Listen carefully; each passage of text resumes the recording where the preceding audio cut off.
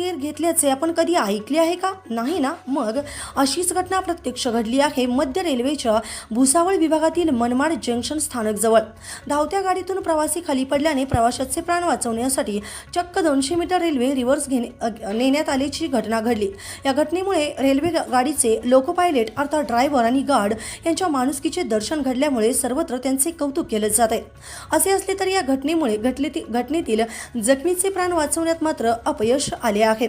मुंबईहून नांदेडकडे जाणाऱ्या तपोवन एक्सप्रेसमधील प्रवासी रेल्वेमधून खाली पडल्याने त्याचे प्राण वाचवण्यासाठी रेल्वे 200 मीटर रिव्हर्स नेण्यात आल्याची घटना सकाळी 10:30 वाजण्याच्या सुमारास घडली।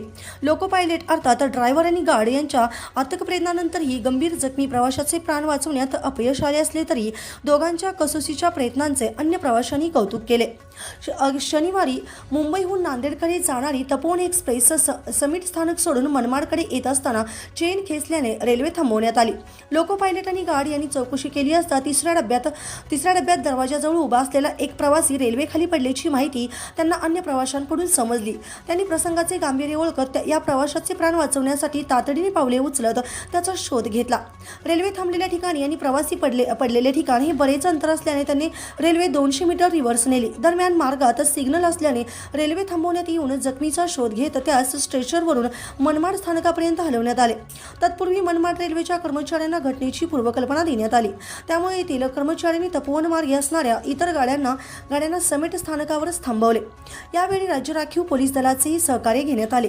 जखमी प्रवाशास रुग्णालयात दाखल केले असता उपचार सुरू असताना त्याचा मृत्यू झाला। काही वेळाने तपोवन पुढच्या प्रवासासाठी रवाना झाली। दरम्यान या घटनेमुळे अजूनही माणुसकी जिवंत असल्याचे दिसून आले।